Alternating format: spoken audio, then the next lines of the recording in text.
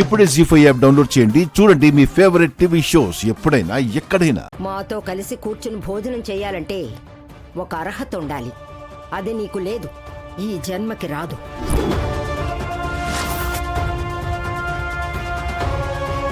నానమ్మ, పున్నమి నా భార్య అయినా పరాయి మనిషిలాగా ప్రతి విషయంలో దూరం పెడతావేంటి?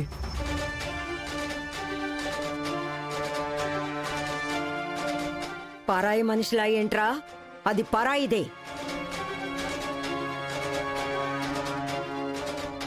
దాన్ని ఇంట్లోకి రావడానికి అనుమతి ఇచ్చింది కూడా అలానే. మర్చిపోయావా? నేను మర్చిపోవడం కాదు నానమ్మ, నీకు ప్రతిసారి గుర్తు చేయాల్సి వస్తుంది. నాకు మతిమరుపు కాదు, నీకే నేను చెప్పింది బుర్రకెక్కడం లేదు.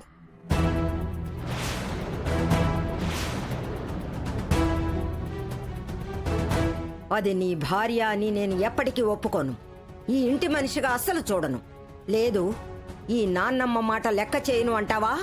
మీరిద్దరూ కూర్చోండి, నేను ఇప్పుడే లేచి వెళ్తాను.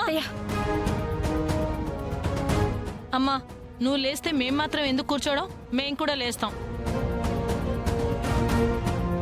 పున్నమి, నువ్వు తర్వాత తిందు గాని అత్తయ్య గారు భోజనం మించి లేవడం నాకు ఇష్టం లేదు.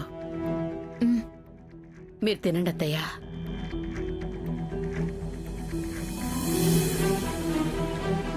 అమ్మా, ఏంటి నువ్వు కూడా? పృథ్వీ, నానమ్మ చెప్తుంది కదా, ఎందుకు ఎదురు మాట్లాడుతున్నావు? అయినా మీరేంటి నన్ను కంట్రోల్ చేస్తారు? నన్ను కాదు కంట్రోల్ చేయాల్సింది. ఈ ఇంటికి నా మాటకి నువ్వు కొత్త. వీళ్ళు కాదు, వీలైనంత త్వరగా నువ్వు అలవాటు చేసుకుంటే ఇలాంటి చిన్న చిన్న వాదనలు తగ్గుతాయి. అన్నం దగ్గర ఇంత గొడవ అవసరం నానమ్మ? వకీల్ సాబ్, నన్ను మాట్లాడనివ్వండి.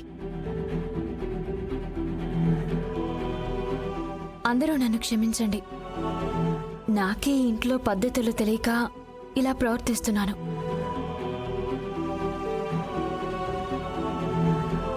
నాకు ఇంట్లోకి వచ్చే అవకాశం ఇచ్చారు. అలాంటి మిమ్మల్ని అన్నం తిననివ్వకుండా చేసే కుసంస్కారం నాకు లేదు.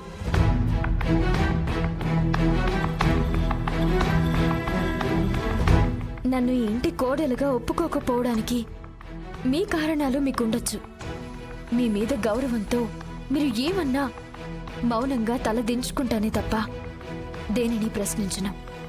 మీరు తినండి.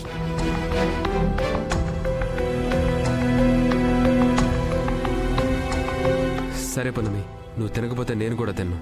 వద్దు వకీల్ సాబ్, ఇక్కడ ఉన్న ప్రతి ఒక్కరూ మీ రాక కోసం ఎంతో ఆశగా ఎదురు చూశారు.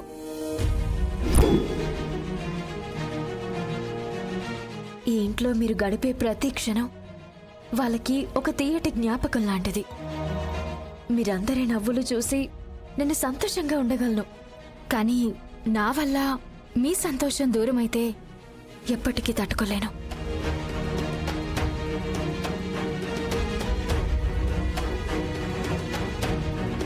దయచేసి మీరందరితో కలిసి తినండి.